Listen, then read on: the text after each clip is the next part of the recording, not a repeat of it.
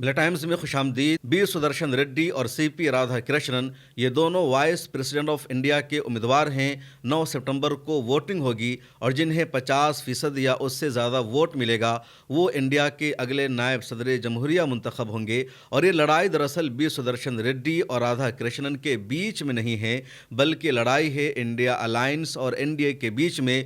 दूसरे लफ्ज़ों में कह लीजिए कांग्रेस और बीजेपी के बीच में ये लड़ाई है। और इस चुनाव में वोटिंग राइट सिर्फ लोकसभा और राज्यसभा के एमपीज को ही हासिल है। तो ये लड़ाई बहुत अहम है, इलेक्शन बहुत अहम है और इस वीडियो में आगे यही जानेंगे कि इस चुनाव में किन्हें वोटिंग राइट हासिल है, अचानक वाइस प्रेसिडेंट ऑफ इंडिया के लिए वोटिंग क्यों हो रही है, बीजेपी ने किसे उम्मीदवार बनाया है, कांग्रेस ने किसे उम्मीदवार बनाया है, किसकी जीत के ज़्यादा इम्कानात हैं और वाइस प्रेसिडेंट ऑफ इंडिया का भारत में रोल क्या होता है। तो आइए इस वीडियो को शुरू करते हैं, लेकिन उससे पहले आपसे गुजारिश है मिला टाइम्स की मेंबरशिप ले लीजिए। यहाँ एक क्यूआर कोड आपको दिख रहा होगा, इस क्यूआर कोड को स्कैन कीजिए, पहले स्क्रीनशॉट लीजिए उसका, उसके बाद इसको स्कैन कीजिए, एक पेज खुलेगा, वहाँ आप सिर्फ 99 रुपये का प्लान चूज़ कीजिए और आगे का जो प्रोसेस है उसको फॉलो कर लीजिए। किसी भी तरह की कोई परेशानी आती है आपको मेंबरशिप लेने में तो मिला टाइम्स का ऑफिशियल फ़ोन नंबर मौजूद है, आप उस पर हमें कॉल कर सकते हैं। इंडिया में सबसे ज़्यादा पावर सदर के पास होता है, लेकिन वो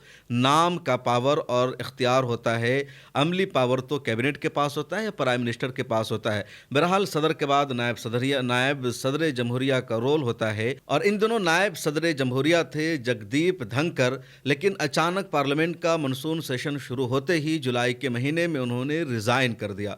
उन्होंने इस्तीफ़ा क्यों दिया, रिज़ाइन की वजह क्या थी, किसी को कुछ भी पता नहीं चल सका। रिज़ाइन देने के बाद लगातार वो लापता हैं, कहीं पर वो नज़र भी नहीं आ रहे हैं। अपोजिशन की तरफ से लगातार सवाल उठाया जा रहा है कि जगदीप धनकर कहाँ हैं, उनका क्या हुआ। शिवसेना के एमपी संजय राउत ने तो बाज़ाब्ता सुप्रीम कोर्ट में एक पिटीशन भी दाखिल कर दी और मांग की कि तलाशी की जाए कि कहाँ है जगदीप धनकर, उनकी जान को ख़तरा भी हो सकता है, उनके साथ कुछ भी किया जा सकता है। आज भी मशहूर एडवोकेट प्रशांत भूषण ने अपने एक्स अकाउंट पर एक पोस्टर शेयर किया जिसमें लिखा हुआ है मिसिंग जगदीप धनकर, और कब से लापता है उसका भी उन्होंने तस्करा किया कि 21 जुलाई 2025 से ही वो लापता हैं, उनकी एज इतनी है और किसी को मिले तो वो इन्फॉर्म करे। तो जगदीप धनकर जिनकी मुद्दत 2 साल तक अभी बाकी थी वाइस प्रेसिडेंट ऑफ इंडिया के तौर पर, अचानक उन्होंने जुलाई के महीना में रिज़ाइन कर दिया, इस्तीफ़ा दे दिया। उसके बाद पता चला कि अब किसी और को अगला नायब सदर जमहूरिया बनाया जाएगा, इलेक्शन होगा। उसके बाद बीजेपी ने या कह लीजिए एनडीए ने वाइस प्रेसिडेंट ऑफ इंडिया के लिए अपना उम्मीदवार तय किया सीपी राधा कृष्णन को। सीपी राधा कृष्णन तमिलनाडु से ताल्लुक़ रखते हैं, 2 मरतबा वो एमपी रह चुके हैं, तमिलनाडु में बीजेपी के सदर भी वो रह चुके हैं, उसके अलावा कोयम्बटूर में भी बीजेपी के वो सदर रह चुके हैं और झारखंड के गवर्नर रह चुके हैं, महाराष्ट्र में इन दोनों गवर्नर है, उसके अलावा तेलंगाना में भी गवर्नर रहे हैं और लेफ्टिनेंट गवर्नर के फ़राइज़ भी कुछ जगहों पर वो अंजाम दे चुके हैं। 16 साल की उम्र में ही राधा कृष्णन ने आरएसएस को ज्वाइन कर लिया था और आरएसएस से गहरा रिश्ता रहा है। जब एनडीए ने राधा कृष्णन को नायब सदर जमहूरिया के लिए अपना उम्मीदवार बनाया, उसके बाद इंडिया अलायंस ने उसी इलाके से कह लीजिए साउथ से ही इंडिया वाइस प्रेसिडेंट के लिए उम्मीदवार को तलाश किया और उन्हें नाम मिलता है बी सुदर्शन रेड्डी की शक्ल में। बी सुदर्शन रेड्डी 2007 से 2011 तक सुप्रीम कोर्ट ऑफ इंडिया में जज रह चुके हैं। उससे पहले गुवाहाटी हाई कोर्ट के वो चीफ जस्टिस रह चुके हैं। दूसरी अदालतों में भी उन्होंने जिम्मेदारी और फ़राइज़ अंजाम दिया है। तो बी सुदर्शन रेड्डी को इंडिया अलायंस ने और कांग्रेस ने अपना उम्मीदवार बनाया। दोनों ने नॉमिनेशन को फाइल कर दिया है और 9 सितंबर को वोटिंग होगी। वोटिंग राइट सिर्फ लोकसभा के एमपी और राज्यसभा के एमपीज है, रियासतों के एमएलएस को नहीं है। राष्ट्रपति का जो चुनाव होता है या सदर जमहूरिया का जो इलेक्शन होता है तो उसमें लोकसभा के एमपीज़ भी वोट डालते हैं, राज्यसभा के एमपीज़ वोट डालते हैं। उसके अलावा स्टेट के जो एमएलएज होते हैं उन्हें भी वोटिंग राइट होता है और कुल मिला करके जिसके हक़ में 50% से ज़्यादा वोट बनता है उसकी जीत होती है। लेकिन वाइस प्रेसिडेंट ऑफ इंडिया के सिलेक्शन का इंतखाब का तरीका यह है कि राज्यसभा और लोकसभा के जो एमपीज है सिर्फ वो वोट डालेंगे। ऐसे तो लोकसभा और राज्यसभा के टोटल एमपीज की तादाद 788 होती है, लेकिन राज्यसभा में 6 एमपीज की जगह अभी खाली है, इसलिए टोटल तादाद दोनों हाउस में इन दिनों 781 है। तो 781 एमपीज के पास वोटिंग राइट है। 781 में से 543 एमपी लोकसभा के हैं और 245 या कह लीजिए 241 एमपीज राज्यसभा के हैं। तो इन दोनों की जो टोटल तादाद हो जाती है वो 781 होती है और 50% वोट चाहिए नायब सदर जमहूरिया की जीत के लिए, और 50% जो वोट होता है 781 का वो 391।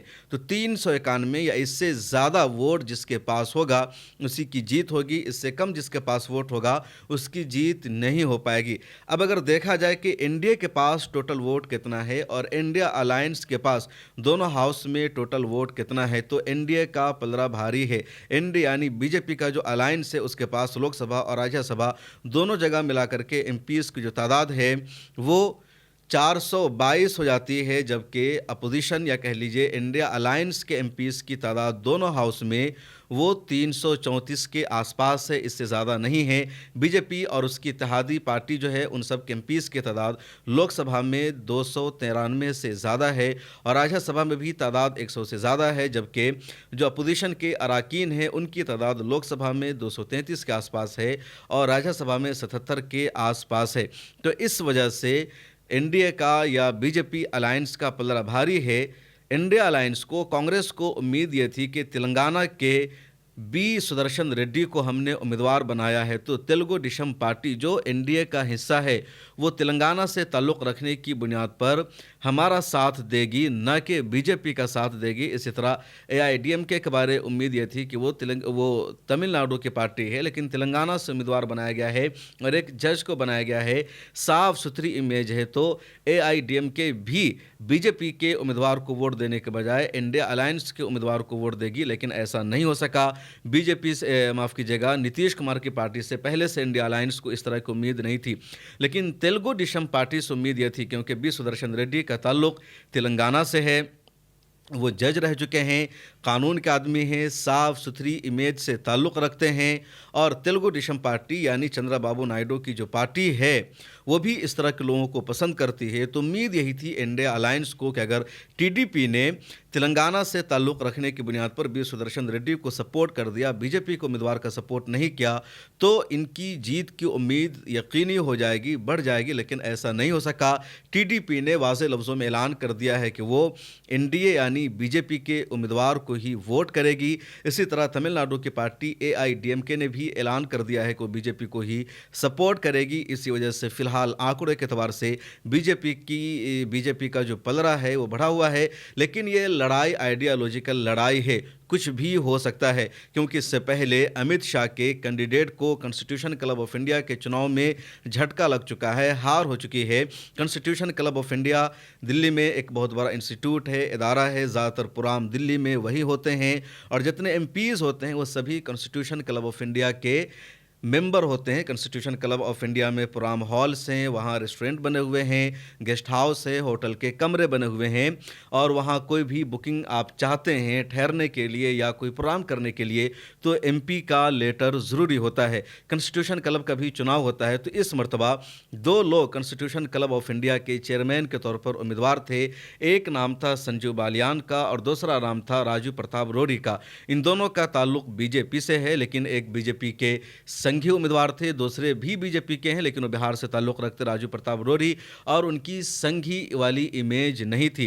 तो अब इंडिया अलायंस या कांग्रेस के नेताओं ने भी राजू प्रताप रूडी को यहाँ पर सपोर्ट कर दिया, क्योंकि लड़ाई थी संजीव बालियान और राजू प्रताप रूडी के बीच में।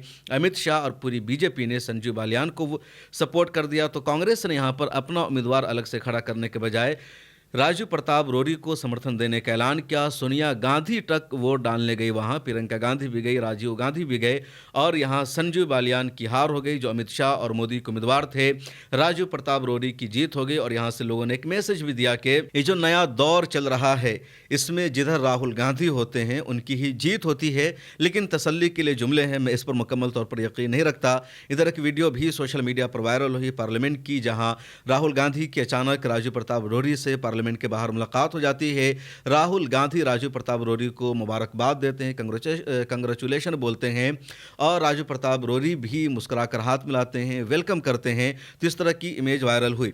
लेकिन जो सबसे अहम है कि बीजेपी ने जगदीप धनखड़ को अचानक क्यों इस ओहदे से हटाया और सीपी राधा कृष्णन को क्यों उम्मीदवार बनाया गया, इस बात को समझिए, ये बहुत अहम है। राधा कृष्णन जो हैं आरएसएस के ख़ास आदमी हैं। 16 साल की एज में वो आरएसएस की शाखा से जुड़ चुके थे। लगातार आरएसएस के लिए वो काम कर रहे हैं। उनकी जो प्रोफाइल है कोई हाई फाई नहीं है। उनका जो तालीमी बैकग्राउंड है बहुत ज़्यादा नहीं है, सादा मिजाज माना जाता है। आम लोगों के साथ मिलना जुलना उनके लिए आम बात मानी जाती है। लेकिन उन्हें क्यों बनाया गया? अब तक जिन लोगों को गवर्नर बनाया गया या नायब सदर जमहूरिया बनाया गया, सदर जमहूरिया बीजेपी की तरफ से बनाया गया, वो सब बीजेपी के नेता ज़रूर रहे हैं। लेकिन आरएसएस से उनका क्या रिश्ता है, क्या ताल्लुक़ है, ये बात सामने नहीं आई थी। बीच में लगातार ये खबरें सामने आने लगी थी कि बीजेपी और आरएसएस के दरमियान ताल्लुकात ख़राब चल रहे हैं, बीजेपी और आरएसएस के दरमियान रिश्ते अच्छे नहीं हैं। इधर ये भी कोशिश हो रही थी, कुछ लोग ये भी दावा कर रहे थे कि आरएसएस नरेंद्र मोदी को पीएम के ओहदा से हटाना चाहती है, लेकिन पीएम ने पूरी बीजेपी को अपने कंट्रोल में ले लिया है। पूरी बीजेपी पर सिर्फ 2 लोगों की हुकूमत है, 2 लोगों का पूरा सिस्टम चलता है, एक अमित शाह और दूसरे नरेंद्र मोदी। इसलिए तमाम लोग बेबस है। उधर नितिन गडकरी का भी बार बार ऐसा कई बयान सामने आए जिससे पता चल रहा है कि बीजेपी में अंदर बहुत कुछ चल रहा है, लड़ाई चल रही है, इख्तलाफ चल रहा है। बहुत सारे तो ऐसे भी बीजेपी के नेता हैं जो बहुत ज़्यादा इस बात से परेशान हैं कि 2 गुजरातियों ने मिलकर पूरी बीजेपी को हाईजैक कर लिया है और किसी की लोग नहीं सुन रहे हैं। लेकिन मजबूरी है बीजेपी में उनके लिए रहना, क्योंकि उनके पास दूसरा कुछ भी ऑप्शन नहीं बचा है। तो आरएसएस और बीजेपी के दरमियान इख्तलाफ की खबरें लगातार सामने आ रही थी। इसके बाद 15 अगस्त को कुछ नया हो गया। 15 अगस्त को लाल किला की फसील से यौम आज़ादी का जश्न मनाते हुए, तिरंगा लहराते हुए पहली मरतबा देश के वज़ीर-ए-आज़म नरेंद्र मोदी ने आरएसएस का तज़किरा किया, आरएसएस की खुलकर तारीफ़ की, आरएसएस को दुनिया की सबसे बड़ी एनजीओ बताया। और वहीं से ये बात लोगों के समझ में आई या इस रुख पर बहस होने लगी कि बहुत ज़्यादा दबाव था पीएम मोदी पर आरएसएस का, आरएसएस हटाना चाह रही थी और ना चाहते हुए भी अब पीएम मोदी को आरएसएस के बारे में खुलकर बोलना पड़ा है, खुलकर तारीफ़ करनी पड़ रही है।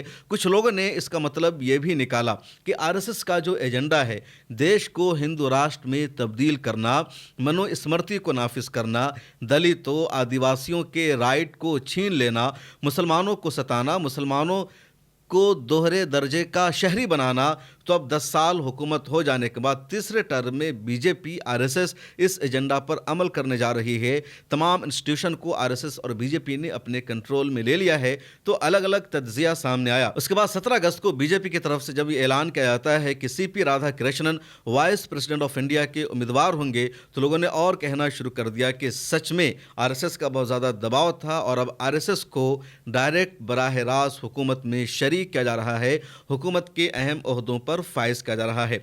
नायब सदर जमहूरिया की जिम्मेदारी क्या होती है, ज़रा सा वो जान लेते हैं। नायब सदर जमहूरिया और सदर जमहूरिया में ज़मीन आसमान का फ़र्क है। सदर जमहूरिया का इंडिया में पावर बहुत ज़्यादा है। सदर जमहूरिया पूरे मुल्क का सरबराह होता है। सदर जमहूरिया इंडिया की आर्मी का सुप्रीम कमांडर होता है। उसके अलावा सदर जमहूरिया पार्लियामेंट को चलाता है। सदर जमहूरिया पार्लियामेंट को चाहे तो तहलील कर सकता है। सदर जमहूरिया ही वज़ीर-ए-आज़म को, कैबिनेट को अपॉइंट करता है। ये अलग बात है कि ये सब ओहदे और जिम्मेदारियां आइन में लिखे हुए हैं। अमली तौर पर जिस पार्टी के पास मेजॉरिटी होती है वो इन सारी चीज़ों को तय करती है। लेकिन नायब सदर जमहूरिया का जो सबसे अहम काम है वो ये राज्यसभा का चेयरमैन बनकर राज्यसभा को चलाना, हुकूमत और अपोजिशन के दरमियान एक तवाज़ुन को कायम रखना। और अगर सदर जमहूरिया शदीद बीमार है या सदर जमहूरिया राष्ट्रपति अपने ओहदा पर किसी वजह से नहीं है, तो नायब सदर जमहूरिया की उपराष्ट्रपति की उन दोनों जिम्मेदारी होती है राष्ट्रपति के किरदार को निभाना, लेकिन 6 महीने तक, 6 महीने के अंदर अंदर नए राष्ट्रपति का चुनाव करा लेना, जरूरी हो जाता है। तो ये उपराष्ट्रपति की सबसे बड़ी जिम्मेदारी होती है कि राज्यसभा को कैसे चलाना है, कैसे मैनेज करना है। उसके अलावा उपराष्ट्रपति को राज्यसभा के चेयरमैन होने के तौर पर एक वोट का दर्जा भी मिलता है। फर्ज कर लीजिए राज्यसभा में किसी बिल पर वोटिंग होती है और मामला टाई हो जाता है, यानी अपोजिशन और सत्ता पक्ष का बराबर वोट होता है और वोटिंग से फैसला नहीं हो पाता है कि किसकी जीत हुई किसकी हार हुई, तो वहां पर राज्यसभा के चेयरमैन को वोटिंग राइट रहता है कि वो चाहे तो अपने वोट का इस्तेमाल करे, अपना वोट कास्ट करे और अपना वोट कास्ट करके वो किसी एक की जीत का फैसला कर सकता है। और अमूमन राज्यसभा का चेयरमैन उसी पार्टी के हक में वोट करता है जिस पार्टी के जरिए उसको उपराष्ट्रपति या नायब सदर जमहूरिया बनाया जाता है। जो पिछले उपराष्ट्रपति थे जगदीप धनखड़, उन्होंने हाल ही में अपने वोटिंग राइट का इस्तेमाल किया था। वक्फ अमेंडमेंट बिल जब लोकसभा के बाद राज्यसभा में आया और राज्यसभा में जब उस बिल पर बहस हुई तो राज्यसभा में बहुत मामूली फर्क था अपोजिशन के दरमियान और हुकूमत के बीच में, तो उस दौरान हालांकि जरूरत नहीं थी। इसके बावजूद जगदीप धनखड़ साहब ने अपने वोटिंग राइट का इस्तेमाल किया, अपना वोट भी उन्होंने कास्ट किया और बीजेपी के हक में वोट कास्ट किया। वक्फ अमेंडमेंट बिल को पास होने के लिए उन्होंने अपना भी वोट किया और वक्फ अमेंडमेंट बिल राज्यसभा से पास हो गया। लगातार जगदीप धनखड़ पर इल्जाम लगता रहा अपोजिशन को नजरअंदाज करने का, हुकूमत को सपोर्ट करने का, हुकूमत की बातों को मानने का। इसके बावजूद लोग हैरान हैं कि आखिर उनसे कमी कहां रह गई थी या कौन सी बात हुकूमत की उन्होंने नहीं मानी थी जिसकी वजह से उन्हें इस ओहदा से हटाया गया। क्योंकि रिजाइन उन्होंने तो यूं ही नहीं दिया होगा जब तक उन्हें रिजाइन देने को कहा नहीं गया होगा। बाज लोगों ने सोशल मीडिया पर एक कहानी भी सुनाई और उस कहानी को सुनाते हुए इन लोगों ने बताया कि इसका ताल्लुक vice president of India Jagdeep Dhankhar से नहीं है। कहानी यह है कि एक शख्स एक मुर्गा खरीद कर लाता है और मुर्गा से कहता है कि अगर तुम बांग नहीं करोगे तो हम तुम्हें ज़बा नहीं करेंगे, तुम्हें नहीं खाएंगे, तुम इसी तरह महफूज रहोगे। और बांग देना मुर्गा की खास पहचान, शनाख्त और अलामत है। चुनांचे उस मुर्गा को लगा कि अगर हम बांग नहीं करेंगे तो हमें ज़बा नहीं किया जाएगा, मेरी ज़िंदगी महफूज और सलामत रहेगी। चुनांचे उस मुर्गा ने बांग देना बंद कर दिया। अगले दिन उस मुर्गा के मालिक ने उससे कहा कि बांग देने से काम नहीं चलेगा, तुम इन दिनों बोल रहे हो, तुम्हारी आवाज़ आ रही है, तुम ये बोलना भी बंद करो, अगर तुम बोलोगे तो तुम्हें ज़बह कर दिया जाएगा। उसके बाद मुर्गा ने बोलना भी बंद कर दिया। अगले दिन मुर्गा के मालिक ने कहा कि तुम अपने पंख को हिला रहे हो, तुम अपने पंखों को हिलाना बंद करो, अगर तुम पंखों को हिलाओगे तभी तुम्हें ज़बह कर दिया जाएगा। उसके बाद उस मुर्गा ने अपने पंख को हिलाना भी बंद कर दिया। अगले दिन फिर मुर्गा के मालिक ने कहा कि अब भी कशमचाहट की आवाज़ सामने आती है कि तुम इधर कर रहे हो, उधर कर रहे हो, तुम उल्टी सीधी हरकतें कर रहे हो, ये सब करना भी बंद करो, बिल्कुल चुपचाप खामोश चुप रहो, कोई भी हरकत मत करो, अगर तुम कुछ भी करोगे तुम्हें ज़बह कर दिया जाएगा। और फिर बग़ैर हिले बग़ैर कुछ किए कैसे कोई रह सकता है। तो मुर्गा को अगले दिन ज़बह करना पड़ा। जब ज़बह करने का वक्त आया मुर्गा का, तो मुर्गा को एहसास हुआ और उसने कहा अगर मैं पहले ही दिन बांग करता और उसके साथ ही मैं ज़बह कर दिया जाता तो मुझे अफसोस ना होता कि मैंने डरकर ज़िंदगी जीने का फ़ैसला किया, मैं किसी लालच में आ गया और मैं अपनी जो पहचान थी, अपनी जो शान थी उस पर अमल ना कर सका। अब जो मुझे ज़बह किया जा रहा है, अब जो मेरी मौत हो रही है, तो इस मौत पर मैं फ़ख्र भी नहीं कर सकता, इस मौत पर मैं शान के साथ दूसरों के सामने इसका इजहार भी नहीं कर सकता, इसलिए ऐसी ज़िंदगी और ऐसी मौत का कोई फ़ायदा नहीं है। लोगों ने इस कहानी को सुनाया। बड़ी बड़ी पॉलिटिकल पार्टीज़ के स्पोक पर्सन ने भी अपने सोशल मीडिया पर इस वाक़या का जिक्र किया और यह भी बताया कि इसका ताल्लुक जगदीप धनखड़ से नहीं है, मतलब उसी से जोड़ रहे थे कि राज्यसभा के चेयरमैन होते हुए या नायब सदर जमहूरिया होते हुए अगर वो अपनी आईनी जिम्मेदारी को निभाते, सरकार के इन्फ्लुएंस और दबाव में न आते, तो कम से कम आज उनकी इस तरह तौहीन न होती, आज उनको इस तरह बदनाम न किया था। उन्हें जब ओहदा से हटना ही था तो शान और शौकत के साथ अपने ओहदा से हटते तो उनकी एक अलग शान होती, उनकी एक अलग तरीके से तारीफ होती, वह कौम के हीरो बन जाते। इस वीडियो में इतना ही। आपको क्या लगता है किसकी जीत होगी? वैसे किसकी जीत होगी वाइस प्रेसिडेंट ऑफ इंडिया के तौर पर यह तो वाज़ेह है, लेकिन फिर भी इस लड़ाई से इंडिया अलायंस को क्या फ़ायदा मिलेगा? कमेंट सेक्शन में ज़रूर लिखिए और मुझे दीजिए इजाज़त।